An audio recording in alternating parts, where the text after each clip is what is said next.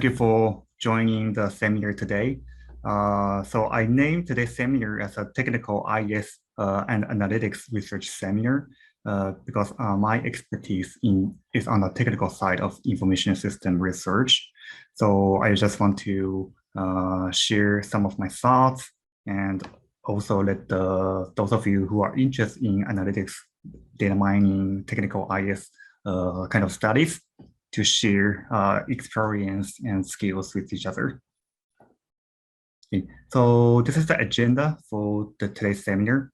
I will first do a very quick introduction to the general ideas behind this seminar, and I will proceed to the logistics for the future seminars, and then I will let Xiaochen to have a research talk about her Bitcoin research, and followed by Shaivya on her research on linguistic analysis of insurance reviews.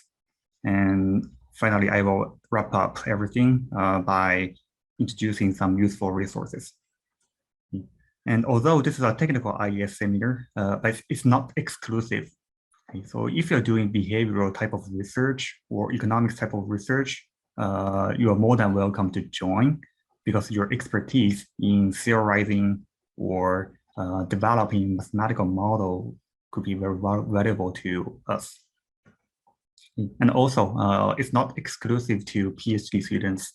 So if you have friends in the master program or even undergraduate program, feel free to let them join. Okay, this seminar is open to anyone.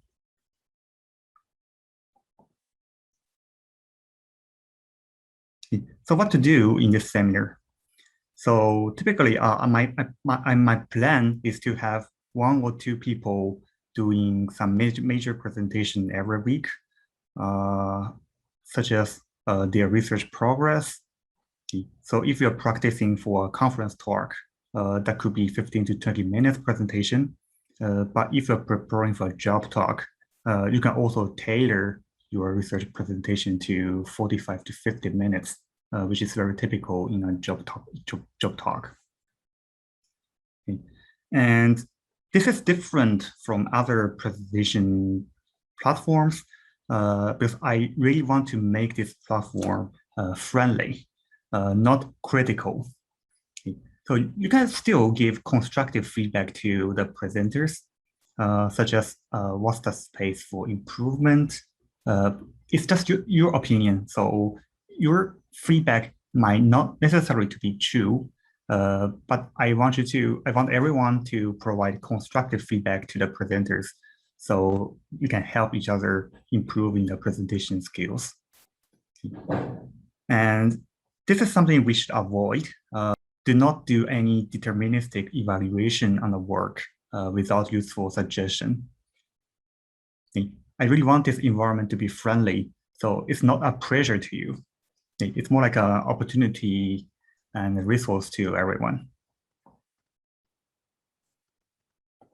Okay, so in addition to the research presentation, I may also ask PhD students to do some field review because everyone has limited time.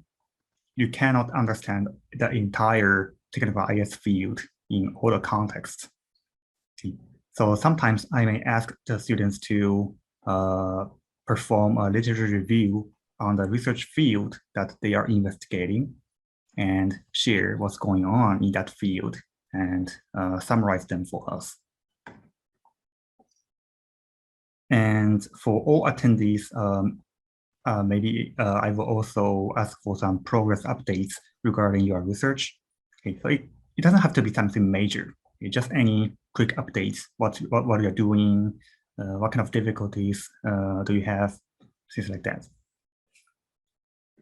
And sometimes I will also do other scholarly perks, such as sharing my experience in developing research slides, or sharing my teaching resources and strategies, and also help you with academic writings or sharing academic gossips with you. Okay, so if you have your some unique perspectives, then you are also welcome to share. And if you want to share anything, please let me know. I will arrange a time for you to present.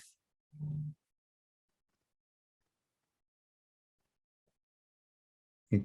So the logistics for this seminar will be always online via Zoom.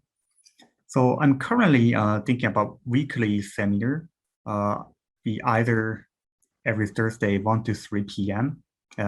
Typically, we may end earlier than 3 p.m., but I'm planning for 1 hour to 2 hour time slot every Thursday or Friday, 10 a.m. to noon. So after this meeting, please give me some idea which time slot do you prefer so that I can decide the best time for everyone. And each week, the seminar will be recorded, and I'm planning to share it on my YouTube channel. So if you missed that seminar, you can still catch up what we have done. But please note that if you don't want your part of the presentation to be made public, then I can edit the video before uploading to the YouTube. So if you don't want your, I mean, it's very normal, and it's not something very strange to not to have your presentation made public by me. So if you don't want your part of the video to be uploaded, feel free to let me know, which is totally okay. I can edit the video. And by default, I want to cycle the main presenters among the regular presenters, among the regular participants. I mean. Okay. So the regular participants, I have a list of the regular participants in the next slide. But if you are not on the list, and if you want to present something, please let me know in advance, and I will arrange your presentation.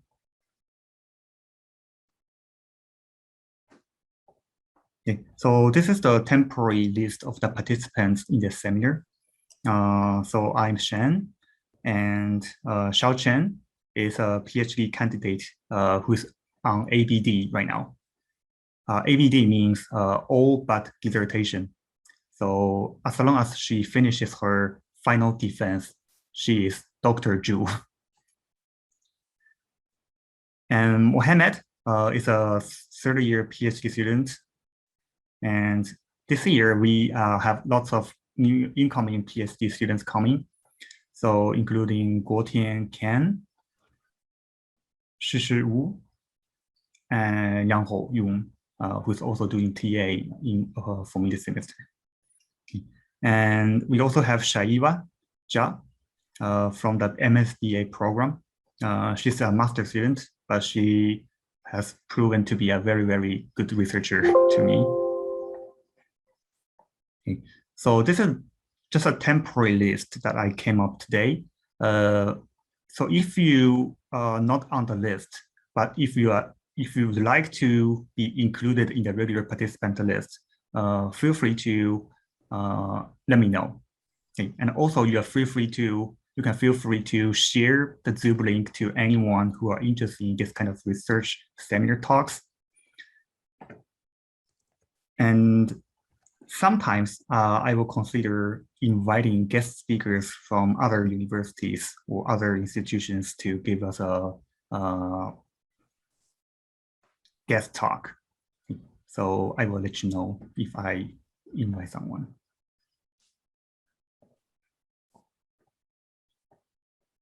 Okay, and this is the tentative schedules that I just drafted. Everything is TBD, but if please take a look at this tentative schedule. Today, we have Xiaochen and Shaivya to present their research talks. And next week, we will have Mohammed to present online customer review and bias research. It's a proposal, but it's a very high potential research piece. I will also share some methodology-driven research strategy in the next week. And then after week 2, I'm proposing the new PhD students, Guo Tian and Shi to present their field review on the research that they are performing right now. So this is just a tentative schedule. So if you need to make any changes, such as you have a new idea that you eagerly want to present, then let me know. I can put you in some time slots. Okay. And for example, if you cannot attend some of the weeks, then also please let me know. I will just find other schedules. Okay, so let me briefly introduce Xiaochen and her research. So Xiaochen and I started to do this cryptocurrency community detection and market prediction research about 2 years. We started about 2 years ago. So it's like an extension of one of my earlier BI paper. At that time, I was predicting the stock price, stock return, volatility, and volume using traditional social media like web forums.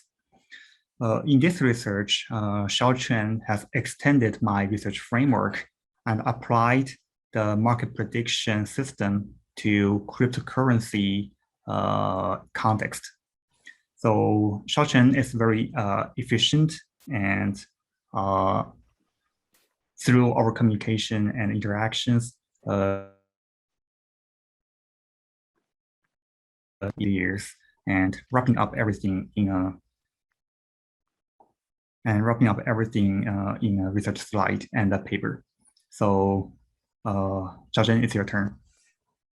Okay, thank you. So first, thanks to Dr. Jiang for giving me this opportunity to present this paper here. And as he just mentioned that we have worked for almost 2 years on this paper, and we are this is one of my dissertation papers, and we are preparing for our journal submission. So any thoughts, comments, and feedback are highly welcome today. And so I will begin. Okay, so this paper is entitled Identifying User Groups in Online Cryptocurrency Communities for Market Prediction. So I think all of you should have heard of this cryptocurrency and blockchain technology. They are very trending topics in recent years. And the studies about the price formation mechanisms in cryptocurrency market are still emerging. So a good understanding of the factors that could influence the market volatility is very helpful for the managerial and investment decision-making process. So the cryptocurrency has a lot of special characteristics compared with traditional currencies or financial assets. First, it shares the features both in commodity and currencies like the gold. And second, it's a kind of the technology artifact, which is based on the blockchain and cryptology technology. So it is very special kind of the digital currency, which has no physical form. Second, there's no fundamental value. So it is hard for, and there's no government regulations. So it is hard to explain the price fluctuations with traditional standard economic or financial theories. And last, the market is composed most of the speculators. So these speculators are very likely to be influenced by first-hand public information. So which is one of the motivation of this paper to study the social media influence on the cryptocurrency market. So as I just mentioned, the research motivation of this paper is first that there are limited studies about the monetary value of cryptocurrency market, of the cryptocurrencies, and it is less addressed from the social media community's influence. And second, as there are various participants exist on the social media communities, we need to further explain their different influence. And last, we need to fully explain this cryptocurrencies market efficiency using some different angles. Yeah, there are three streams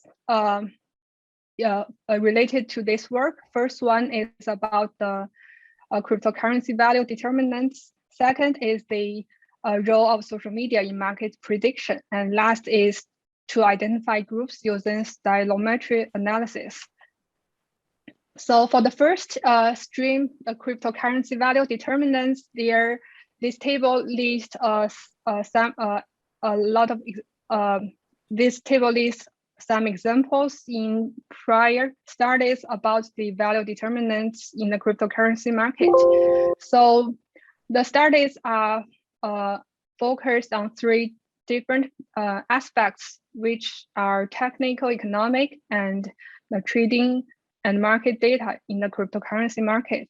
So the technical aspect is primarily about the production activity of this cryptocurrency, which is kind of related to its commodity trade. So the production rate, which is calculated by the hash rate or mining difficulty could influence its value determinant.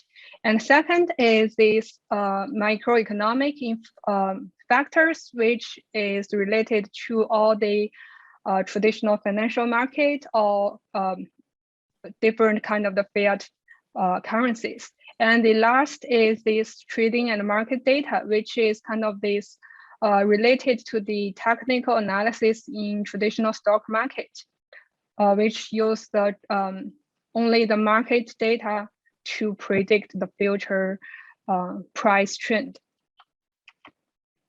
So this is the second stream in the literature, which is the social media in cryptocurrency in market prediction. So a traditional financial market already did a lot of work and found that the public interest proxies could play a very important role in market activities. And these public interest proxies include two different types, which are the search engine data, like the Google search and wiki views, and also the second group is the social media discussions, like Twitter, Facebook, and also some other forums. So this social media in market prediction is kind of related to this efficient market hypothesis in financial literature. So this EMH, efficient market hypothesis, talk about the asset pricing, which is related to three different forms, which are weak, semi-strong, strong, to reflect whether the asset price could reflect historical, public, or private information. So this social media's influence in cryptocurrency could provide some new angle to this market efficiency on the cryptocurrency market. And also a lot of scholars have examined the public attention in the cryptocurrency market activities. So they have examined the search engine data and also the social media and forum discussions, and found that they all play a role in the market activities. So next is the group identification using stylometry analysis. So the stylometry analysis is a very useful tool to find different community groups in social media discussions. And it is based on assumption that people sharing similar background could write in a similar manner. So the stylometry analysis usually include four categories, which are lexical, syntactic, content or semantic, and idiosyncratic features. And a slide later will explain this for different types in detail. And as just mentioned by Dr. Jiang, this paper is related to a previous study by him, talking about the different stakeholder groups identification to predict the stock market performance. So this paper extends the previous work by addressing these underutilized semantic clues. So the previous study is usually using the back of words as the semantic clues. And this paper we use this LRWC, which is the social psychological category-based method for the group identification. Okay.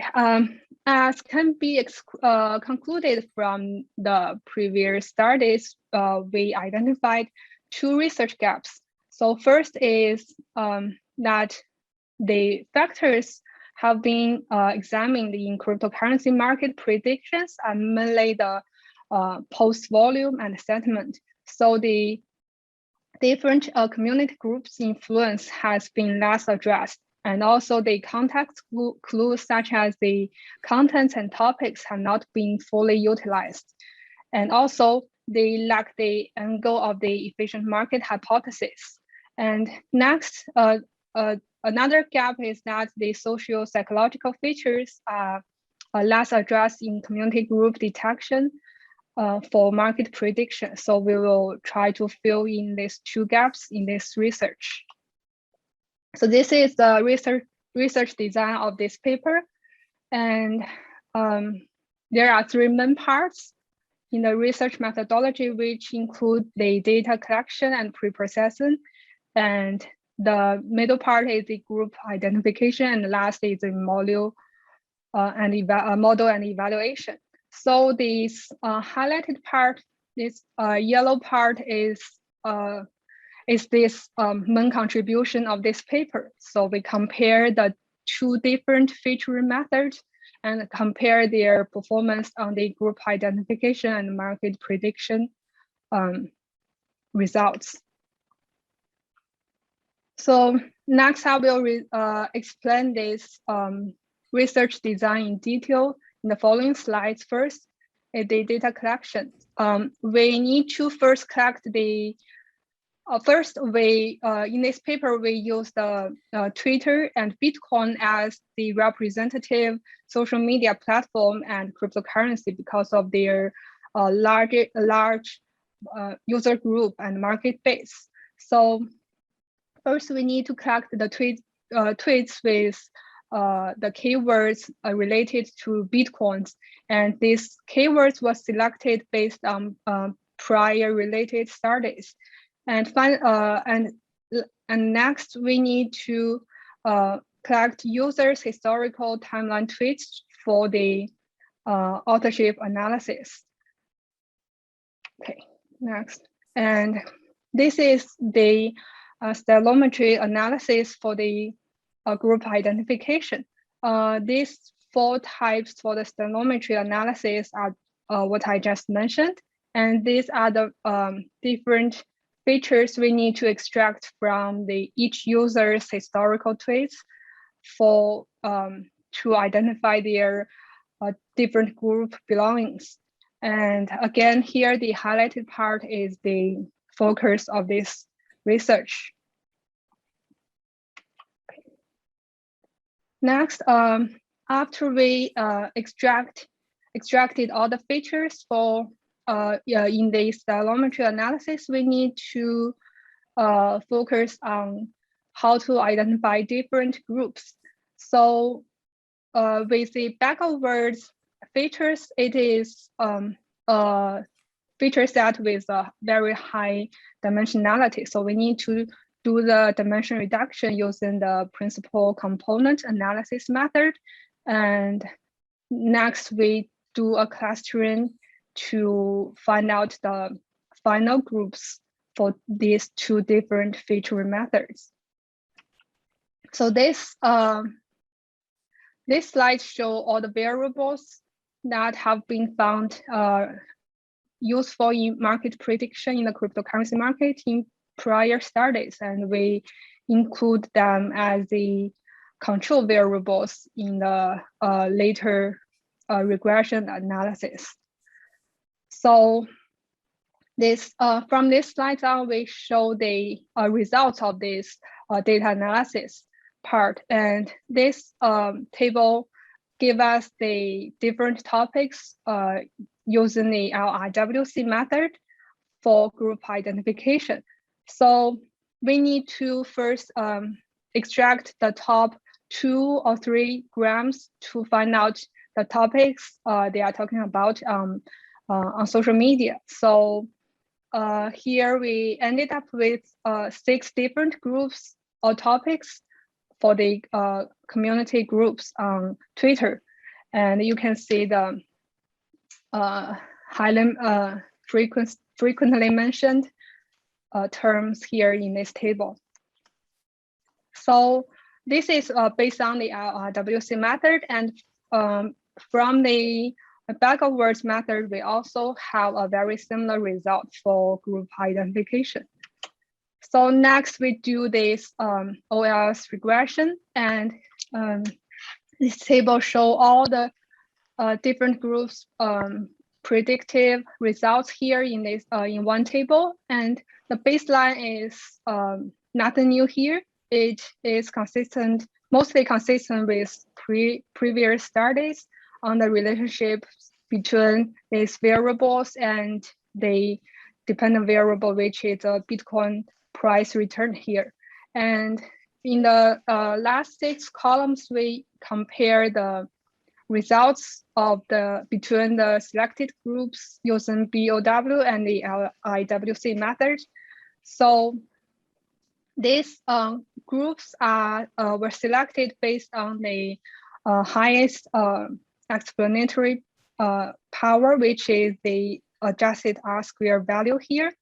And there's just one point I want to mention here is that, as you can see, the average adjusted R-squared values in these RWC groups a little bit higher than the BOW groups. So it can imply that our proposed LRWC-based group identification method could provide a little bit higher explanatory power in the regression analysis. And next, to further compare the different groups' performance, we did simulated trading. So first, the simulated trading is based on the daily sentiment scores in different groups, and we increase or decrease holding position of Bitcoins daily by these sentiment scores.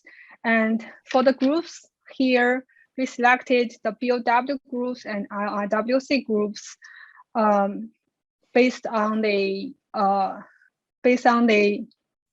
if their groups sentiment score has a significantly coefficient with this dependent variable. So this for each featuring methods, we selected 2 groups, and it is apparently that the LRWC groups outperform the BOW method in terms of the total return in this simulated trading.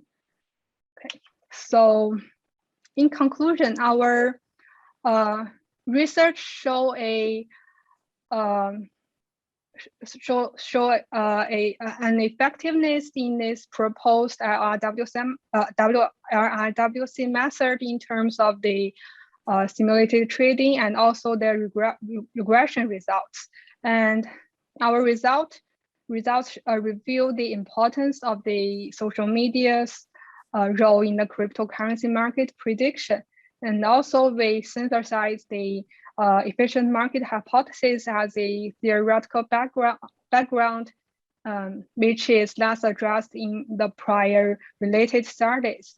And third, we build upon and extend the stylometry analytics for the group identification by addressing these underutilized semantic features in our study.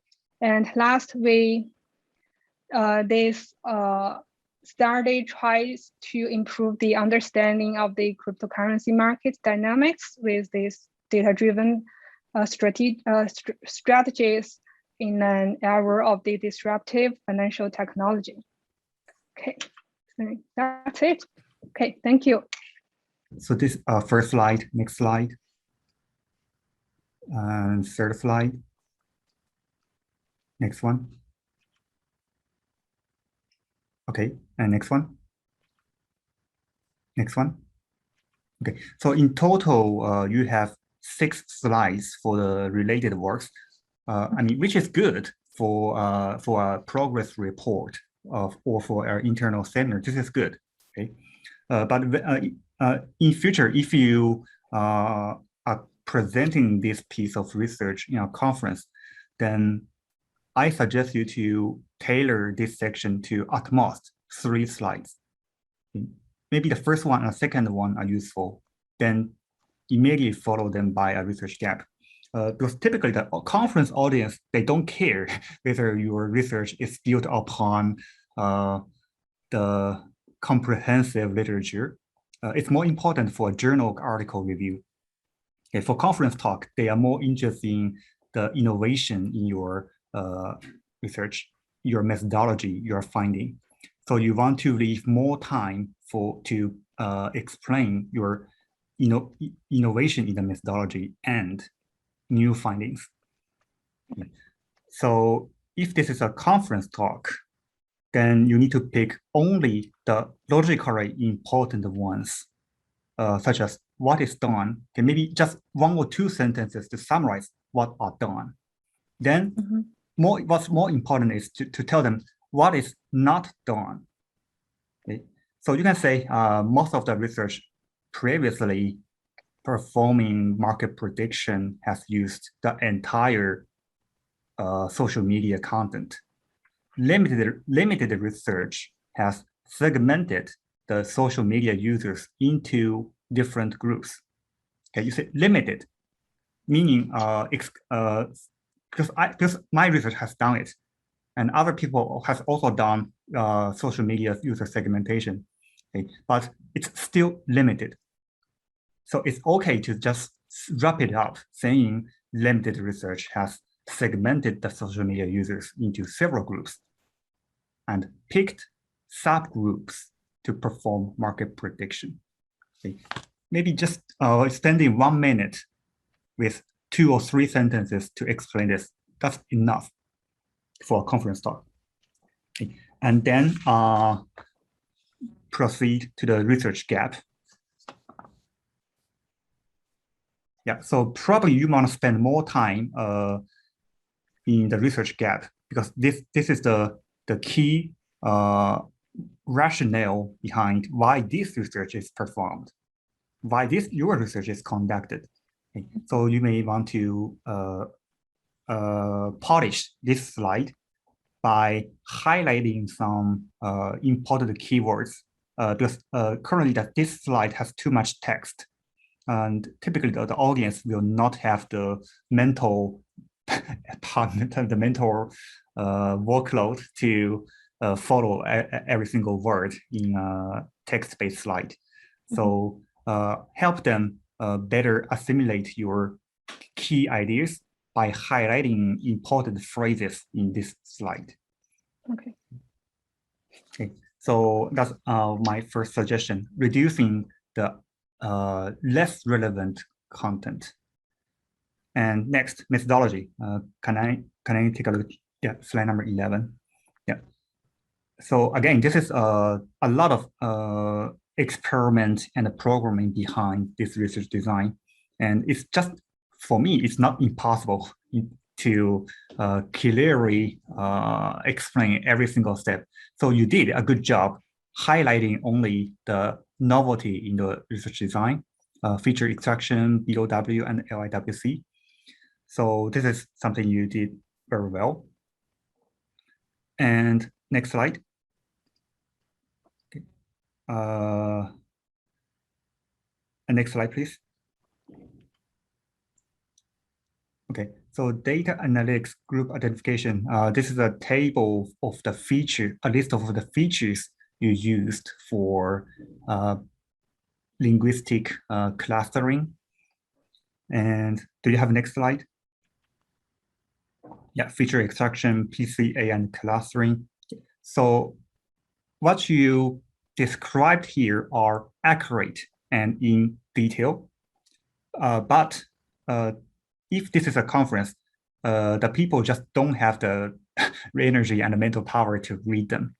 So if possible, use as few texts as possible, probably using one slide with graphical illustration to represent what you're doing. What you're doing is segmenting Twitter users into several stakeholder groups. So maybe you can have like a circle to represent the entire Twitter users, and use some arrows to break it down to several sub-circles, smaller circles representing user group 1, user group 2, user group 3, with sample keywords in each. Okay. I mean, you have some relevant thing in the current slide, but if you illustrate them using graphs, pictures, arrows, boxes, that will help your audience quickly understand your key innovation in the research. I mean, you have innovation, but for a short presentation, you need to use more pictures rather than text. And my next suggestion is, can you move on to the slide showing a list of the variables? Oh, yeah. Yeah, so this is a table, very comprehensive table with lots of information. You also listed the different data sources, so the audience will know your research is a multi-data source research, which is not something easy. You also have a comprehensive financial related variables, economic variables, social media variables. This is very good. Okay. So it's okay to have this big table in the presentation slides, but when you explain this, nobody can follow you because it's just too much information. Okay. So you need to pick maybe 2 or 3 most important variables from this table, and changing the color of that text.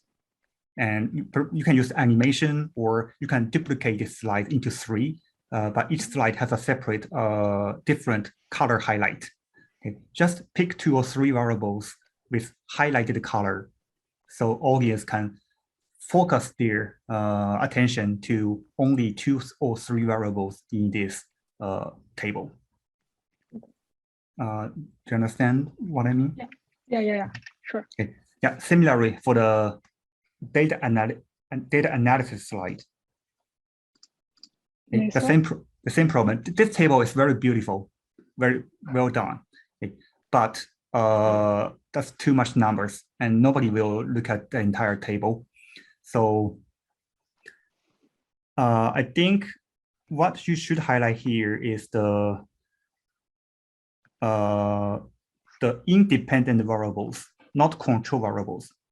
So your LM sentiment and tweet volume, I think these are interesting independent variables. Okay, so probably you can just highlight these 2 lines in different color and explain these things in detail. Okay. How Twitter volume from a subgroup affect the Bitcoin prices. Yeah. How the overall LM sentiment affect the Bitcoin prices. Okay, explain them in more depth. The other part are also interesting to the people with financial background. But for the time limitation, you can say, hey, for more details, welcome to read my papers. I will just highlight 2 most important variables in this presentation. Okay, for more details, please follow my paper. It's something like that. And yeah, also the adjusted R-squared comparison is important. Okay, because your key is you're comparing the BOW-based segmentation versus LIWC-based segmentation. So you can also highlight, for example, for the trading, not trading, society. Okay, just highlight all the R-squared in the two groups in one line and explain which one has overall higher R-squared and what does it mean? What does it imply? Okay. So using color highlights to redirect the audience attention to the subset of the findings in your research. Okay. And Eva is a MSBA master student, and she has done independent study with me since summer. And in my opinion, her work on this text mining research is much better than many master's thesis projects that I have ever seen. So I really appreciate Shaivya's focus and commitment on this research piece. And so basically, we collected some insurance reviews data from online using web crawling, and then performed text mining analysis on the review text to classify incentivized reviews, which is like solicited reviews, versus organic reviews. So Shaivya has identified the major differences in terms of the textual clues between the two types of reviews. Organic reviews, what they do look like. Invited reviews, what they do look like. Can we classify them based on textual features? So that's the major focus of Shaivya's research. Shaivya, please start. Thank you, Professor. Thank you for giving me this opportunity in the first place to discuss my work with all of you over here. And I am really excited to show the results. And I'm also looking forward for your suggestions and advices. All right, so this is the title of the project, Detecting Incentivized Customer Reviews in the Insurance Industry. And I've taken up a text mining approach to basically come up with the results, or basically come up with the ideas if this can be proved or not. So the agenda is to basically go through the introduction, the objective, what are the hypotheses, and what research design did I take up, the results and discussions based on the research design, and a summary of the implications that I've arrived after the entire research, not the entire research, but yeah, the research that I've done so far. So let me give you an introduction of why people write reviews. Customers write reviews to indicate their level of satisfaction with their experience, and also to make it very easily accessible to other internet users. There are multiple platforms like Twitter, product review websites, online communities, and it's very easy these days to let your voice be heard by other fellow consumers. Customers write reviews to help others make better decisions, to share an experience, or to reward a company for their good performance. And customers are inclined to write these reviews if the experience they have had has actually given them an emotional experience. Has strike an emotional chord.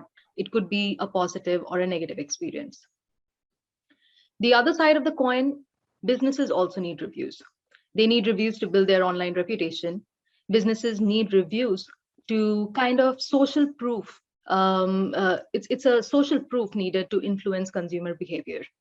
And reviews ensure that best businesses are rewarded by new and repeat customers. In a way, we can say reviews help businesses to grow, to improve, to innovate in order to attain the highest degree of consumer satisfaction. So there are two kinds of reviews overall, you can say, organic reviews and solicited reviews. So organic reviews are the reviews when a customer logs into the review website on its own initiative and writes about a recent experience. Whereas solicited reviews are when the customers receive an invitation from the business to review them as a part of a paid or an unpaid campaign. On a very different note, the choice of words spoken by the customers, or say written by the customers, that can give us a hint of the mental, social, and physical processes that they have gone through. Words used in the daily lives can reveal important aspects of their social and psychological worlds. For example, you can see at the bottom of the slide, there are two statements. Would it be possible for you to pass me salt? And pass the salt. These two statements have the same linguistic content, but the way of saying, the linguistic style is different. The first statement is more polite, it's social and emotional. The second one is more assertive and formal. So the words that have been used in both these statements can give us an idea, can give us a hint what the person might have thought while saying these words, or what was the psychology that was going on in his mind. I have actually, the work is around this idea. The work has leveraged the use of linguistic style and content, and that I'll be discussing in later slides. Let me present you with the research problem. So the research problem is detecting solicited reviews from the entire population of reviews. But why? Why solicited reviews? Are solicited reviews always bad? So according to a survey by Harvard Business Review, there are two ways to perceive solicited reviews. Products purchasing solicited reviews, if they continue to receive high ratings and enjoy high sales on a long-term basis, it suggests that soliciting reviews are more akin to advertising. The incentive to solicit reviews is usually stronger for high-quality products. On the other hand, if the firm stop receiving, if the firm stop buying solicited reviews or stop soliciting reviews, their average rating falls significantly. The share of one-star reviews increases significantly. And this indicates that such reviews are mostly for low-quality products. In a way, they're deceiving and harming the customers. So for products with high margin, the economics of buying fake reviews is quite favorable. This is our motivation that was our motivation to basically go ahead with this research problem. We want to stop consumer scams, we want to stop piracy, counterfeit products, and the online platforms, they are a place where these consumer scams and counterfeit products are sold. Even though these are world's largest companies, it becomes very, very important to stop the deceitful business through soliciting reviews. The benefits of the analysis that are in front of you is to support fair play. Solicited reviews corrode consumer trust in review system, and platforms such as Amazon, Trustpilot, Yelp, ClearAssurance, they take the hit of this of the aftermath of solicited reviews. It can help reduce illicit activities on social media platforms. These social media platforms are the procurement zone of reviewers, like Facebook groups or Instagram groups, where the sellers, they contact fake reviewers, they pay them or they incentivize them just to put in a couple of good reviews. And this analysis will help increase trust in e-commerce platform and enable more positive, reliable experience for customers. This brings two research questions for us. Do consumers go through different psychological processes when they're writing reviews that are driven by different motivation? And can we capture this particular difference, the difference in psychological processes based on linguistic clues present in the written texts?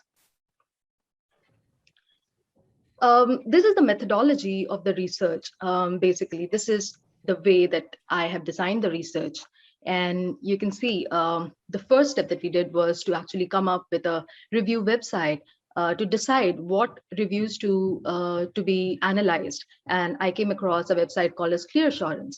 So ClearAssurance is basically an insurance review website where customers come, and those who have the customers who have claimed their insurance, they come, they write their reviews. And there are multiple insurance companies whose reviews are written there. So the first step was to actually observe the reviews, read the reviews, and without any prejudice or without any thought, just clearly state the hypothesis, like what are the differences or what textual clues can help us identify if the review is organic or solicited. Simultaneously, we also gathered the data from Clear Assurance website, and these are the data attributes you can see. We ran LIWC analysis to come up with the linguistic profiling, and these are the linguistic profiling categories that we could extract out of the original data. Now, when we have the data in hand and we know what the hypothesis could be, let's test the hypothesis. So a basic t-statistics test was done on the hypothesis and on the data. I computed the corresponding p-value and arrived whether to reject or fail to reject the null hypothesis. Based on the results of the hypothesis testing, a preliminary feature selection was done. So linguistic features that showed a significant difference in both type of reviews, solicited and organic, those were chosen to build a classifier model. And this is a basic step, or you can say the basic small little steps of building a classifier model: exploratory data analysis, training a classifier model, and testing and evaluating it. Before I move forward, let's understand what are the psychometric properties of LIWC results. So LIWC basically throws some 108 categories, or you can say 108 features out of the text. But the major categories are lexical features, syntactic features, semantic features, and semantic features based on words, the usage of words. For example, if words like love, nice, and care are used in a sentence or say a text, that will help us calculate the positive emotion, basically tell us how positive the text is based on the words that have been used. The research test bed, the original data gave us these following features: survey type, review date, review title, the review itself, insurance type, and insurance company. So we had in total 52,000 reviews, close to 53,000 across 9 insurance companies. And this is how the review looked like after the review was, after the data was scraped off the Clear Assurance website. Setting the hypothesis. 5 hypotheses based on reading the text, reading the reviews. And these hypotheses are: invited customers tend to write brief reviews compared to uninvited customers. Solicited reviews display greater use of positive emotional words in their reviews. Solicited reviews contain more words related to affiliation than organic reviews. Solicited reviews contain higher proportion of words such as rewards or price and their synonyms. And solicited reviewers tend to use net speak or the internet language more often in their texts compared to the organic reviews. Once again, talking about LIWC, a very brief introduction. This slide will not justify how LIWC is useful. It's very, very useful tool, but I'll just put out a few pointers what it is. Stands for Linguistic Inquiry and Word Count.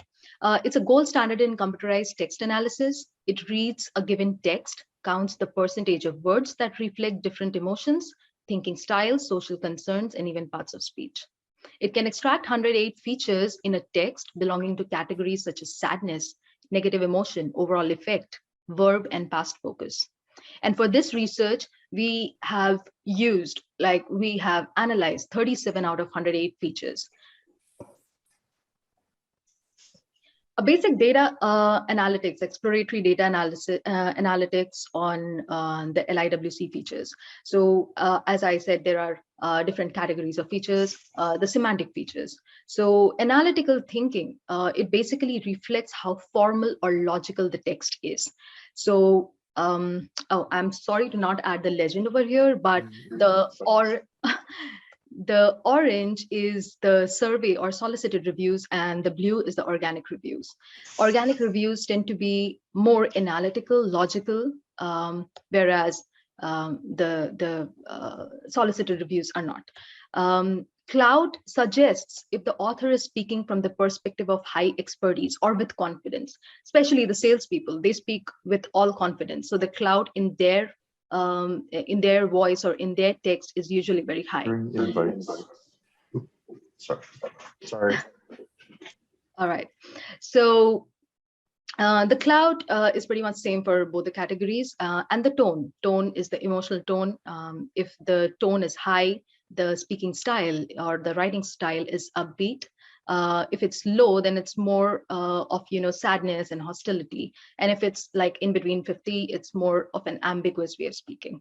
So survey reviews or solicited reviews have a very high tone. Word count and word per sentence, these are the lexical features. And you can see the survey reviews, solicited reviews have a very low word count and low word per sentence. Exploratory data analysis of syntactic features. Now, these syntactic features are basically the part of speech, and you can see the auxiliary verb, verbs like is, are, were, were are pretty much like on the same, the count is pretty much same for both the organic reviews and solicited reviews. And the pronouns, the most commonly used pronouns. The usage of verbs, the usage of numbers is very high in organic reviews than in survey reviews. These are the common adverbs and the common adjectives that have been used in the text and have been identified by LIWC. Let's look at the hypothesis. If the hypothesis has been supported or not supported based on the t-test. And the first hypothesis is invited customers tend to write brief reviews compared to uninvited customers. So the length of the reviews is directly proportional to the word count. That is our thought. That is the basis of this hypothesis. And based on the t-test, there is a significant difference between the organic reviews and solicited reviews, average word count. So organic reviews tend to have a higher word count by 20 words on an average. What could be the reason? So while writing an organic review, reviewers tend to be more expressive. They like to address the situation in detail. Invited customers generally do not take time to describe their experience. They just want to get it done as soon as possible. Here is a small categorization based on the word count. The word count has been binned into different categories. And you can see the word count for higher categories like 200 and above. Organic reviews cumulatively are 7%, whereas survey reviews in these higher category bins are very less, like significantly less than the organic reviews. The second hypothesis says solicited reviews display greater use of positive emotional words in their reviews. So LIWC's feature POSIMO is the percentage of positive words out of the total word count in the text. There exists a significant difference between the solicited reviews and organic reviews average POSIMO score. And solicited reviews tend to have 17% higher positive sentiment than organic review. But do high positive score, POSIMO score, mean the experience was always satisfactory? No, it does not. So there are high chances of invited customers to merely write something positive in as few words as possible. Before you are the example of solicited reviews which have 100% POSIMO score, but like merely 2 words or 1 word. Great support, awesome, great company, love them. The third hypothesis says solicited reviews contain more words related to affiliation than organic reviews. A higher affiliation score means when the reviewer is talking about friends, family, relationships, uses words like us, we, both. There exists a significant difference, yes, between solicited reviews and organic reviews affiliation scores. Organic reviews tend to have 13% higher affiliation score, which is quite contrary to what we thought the hypothesis would be. On the other hand, use of words such as personal in organic reviews, you can see from the graph, the use of the word personal is pretty high for organic reviews. It's 5.2. Appears more frequently than than solicited reviews. This indicates that if a customer has an experience that has been personally good or bad, it becomes more compelling for the reviewer to write the review even without an invitation. The fourth hypothesis is solicited reviews contain higher proportion of words such as rewards, prize, and their synonyms. significant difference occurs? Yes. But organic reviews tend to use the word reward and their synonyms 16% more frequently than the solicited reviews. Customers tend to write more personally about issues that are related to reward, prize, and money, and especially in the insurance industry where consumers or customers have to pay a periodic premium. So if they have had an experience which is closely related to money or reward, it again becomes very compelling for them to come forth and write without even an invitation.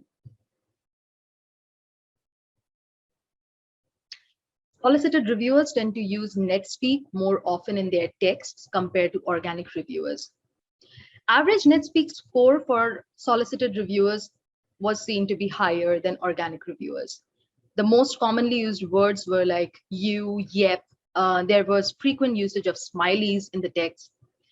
Solicited reviewers tend to write only short reviews and also try to finish up their feedback as soon as possible with minimum effort. Reviewers prefer to use emoticons and smileys instead of expressing their emotions through words. Now, a consolidated summary of the findings. Based on the t-test results, I came up with these 5 hypotheses, and 3 of them seem to be supported, whereas 2 of them, that is related to affiliation and rewards and prices, seem to be not supported. So what do we imply? What does the hypothesis testing imply? Shorter length of reviews that are extremely positive in the sentiment are highly likely to be solicited. Reviews that involve family, friends, and relatives become more natural and authentic. Obviously, it's attached to you, it's attached to your emotions. And this is an indication of the review being written organically or on your own will. NetSpeak or internet language might not always indicate the review to be solicited. However, if the review is short in length, contains very frequently used NetSpeak words, there are high chances of it being solicited. So this was like the basics of the research that I've done so far, and I mean it's still going on. Like there are a lot of aspects where it can be improved, but so far this is what I have to present, and I welcome you for your questions or any suggestions or advices. Any questions from audience?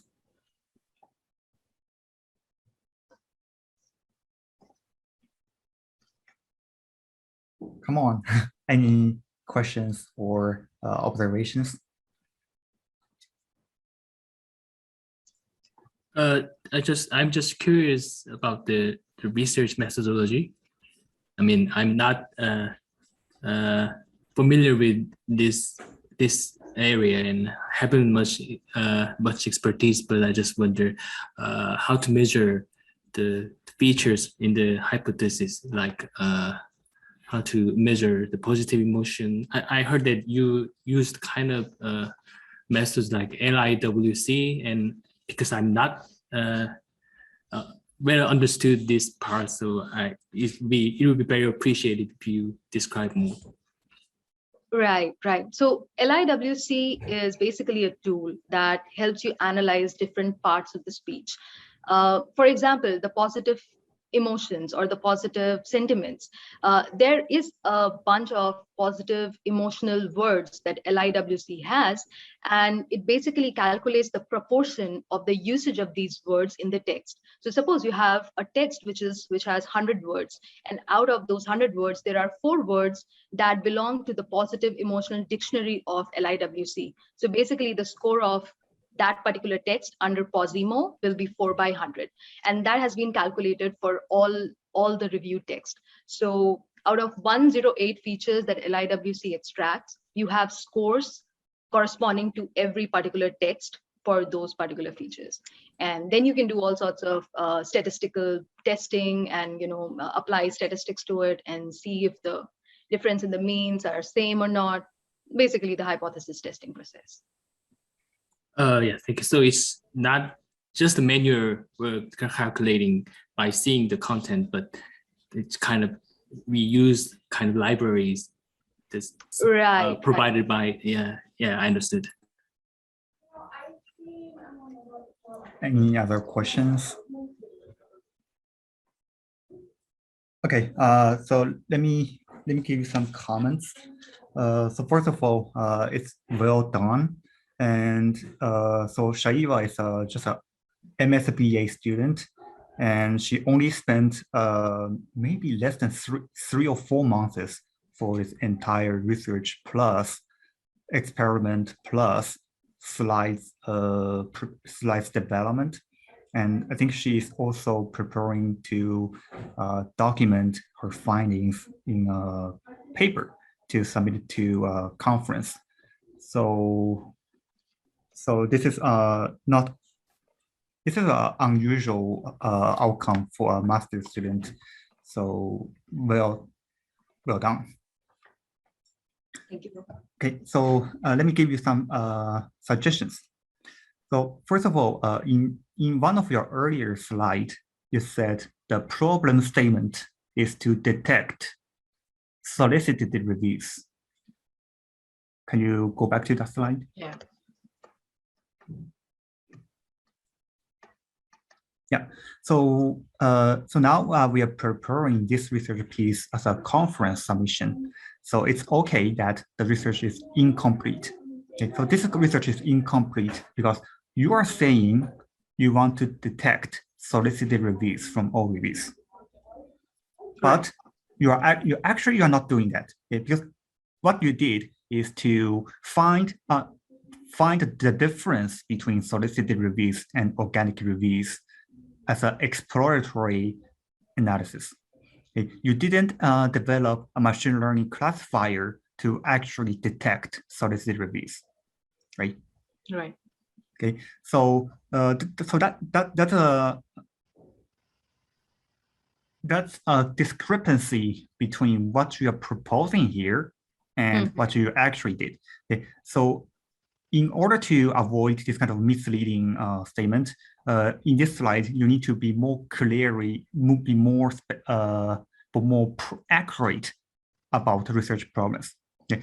You are not detecting solicited reviews, but you are exploring key features to help detect solicited reviews from all reviews.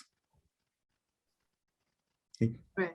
So based on your hypothesis plus your other exploratory analysis, you are suggesting some features might be potentially useful for this classification, such as the net speak, such as the word count, such as past emo. Okay, so those features are novel semantic features that potentially useful for detecting solicited reviews. And you are discovering all such features. So in the machine learning terminology, you are doing part of the feature engineering before developing that classifier. Okay. So in this slide, you need to be more precise about the research problem. Okay. You are not detecting yet. Okay.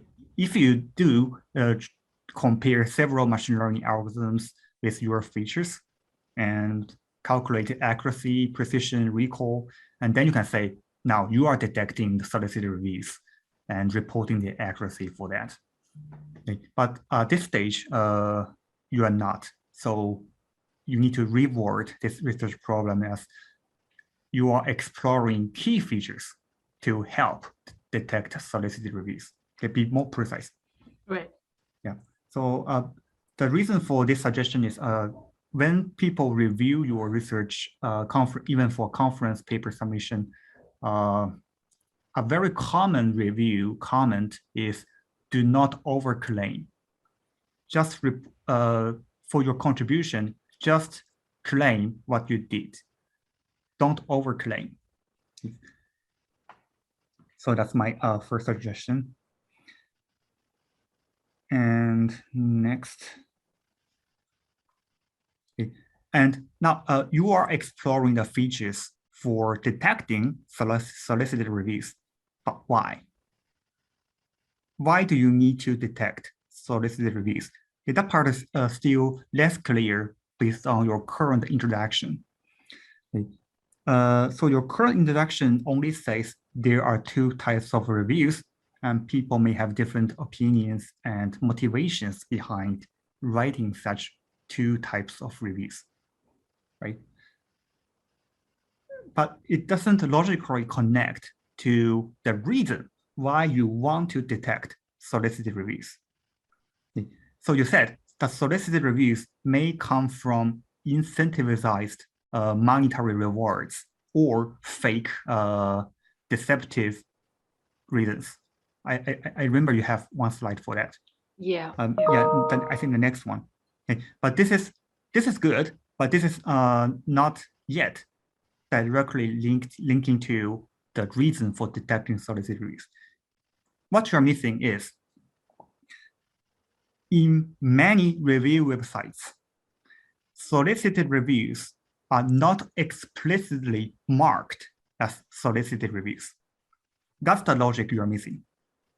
If in ClearAssurance, the ClearAssurance.com clearly tell you this is an organic review, this is a solicited review. They tell you explicitly based on their website design.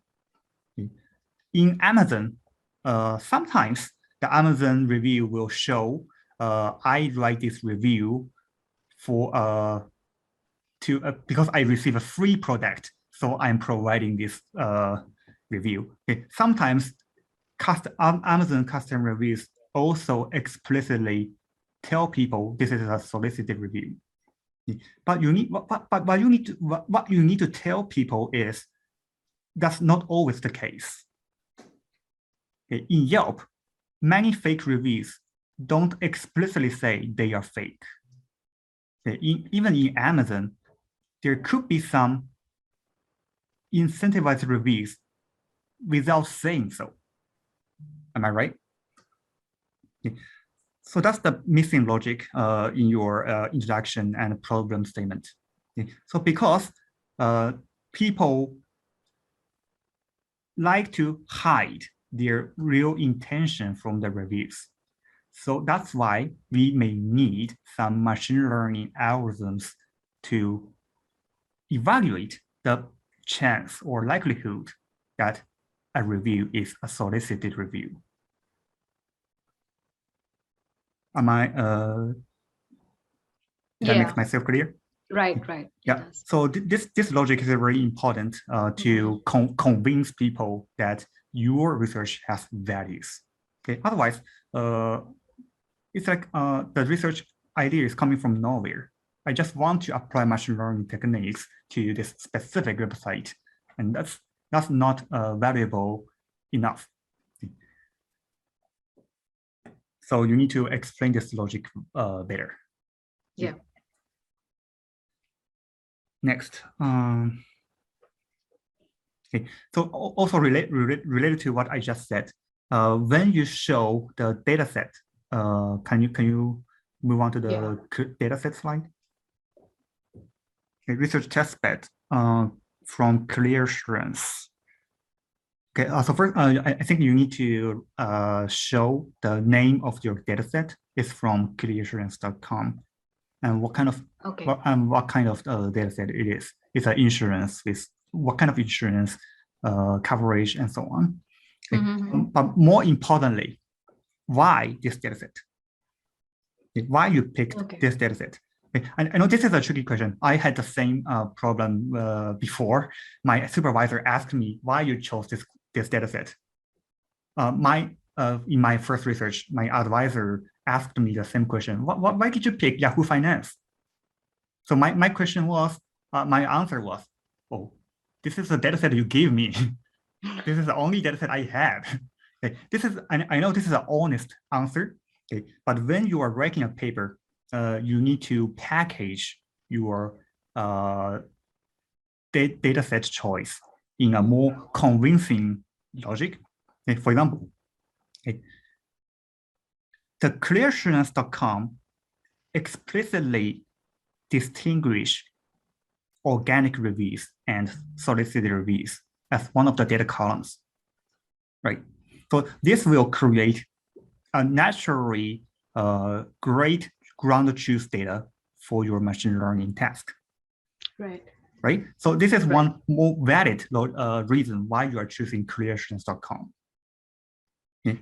The next reason, why did you pick insurance in context rather than food or restaurant in Yelp, or reviews of education in ratemyprofessor.com? Why did you pick insurance? Okay. I know the only reason is this is the only data set you had, okay. But you need to state it. You need to state your reason differently. Okay. Maybe you can say, okay, insurance. Okay, why insurance industry is important? Okay, why the online reviews of insurance are important to people? Okay, there must be some reason. Okay, why insurance? Okay, the unique advantage of insurance, because everyone. Okay, I'm good with in United States. I can cook every day. I don't have to go to any restaurant. Okay, but insurance is for everyone. You are legally required to buy some sort of insurance. If you drive, you must buy liability insurance. If you live in an apartment, then you must have rental property insurance. Okay. If you work, you have to have health insurance. Okay. So insurance is for everyone. And it's important for people to understand and compare the quality of available insurance providers. Okay. So that could be the reason why you picked insurance review over restaurant review.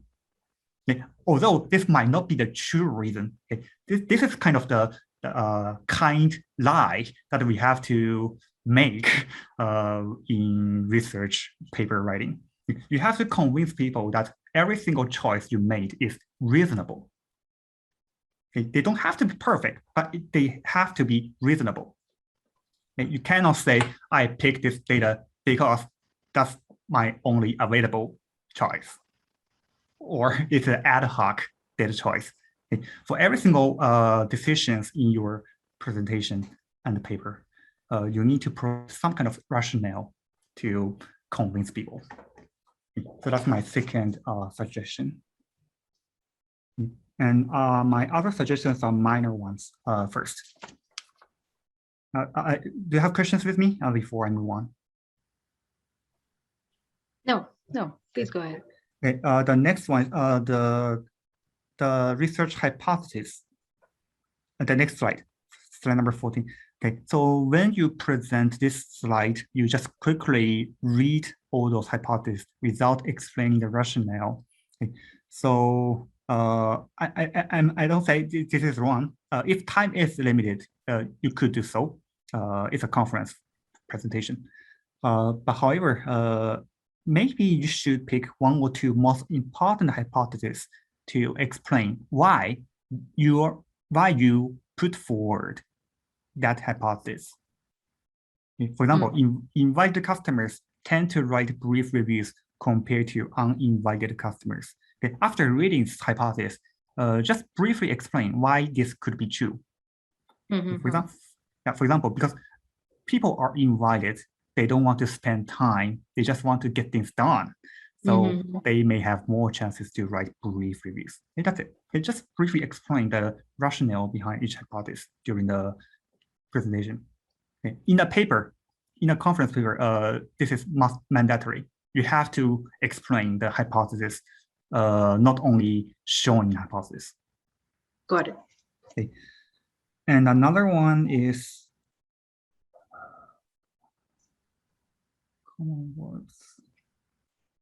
Okay, there's a slide showing the common verbs, common adjectives in all the slides, in all the reviews, in two different, the next one.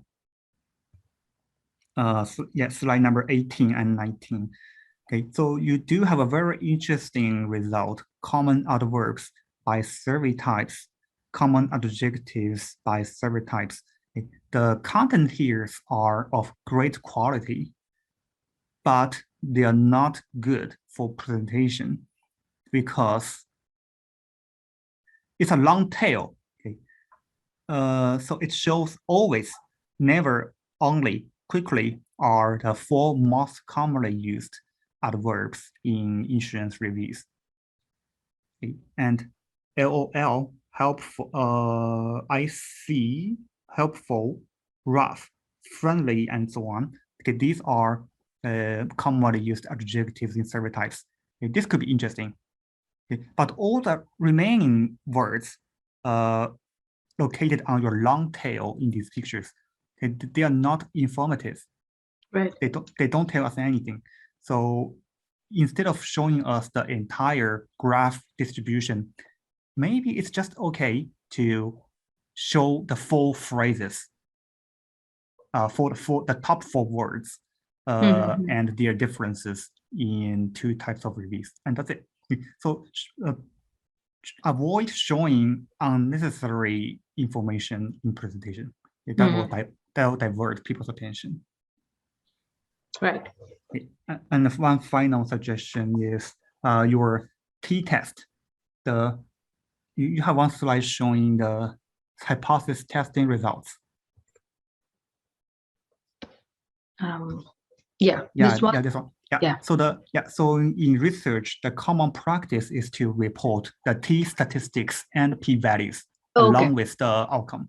So you need to show that numbers is maybe using star as the significance level. Okay, so that's a industry practice. So that's all my suggestion.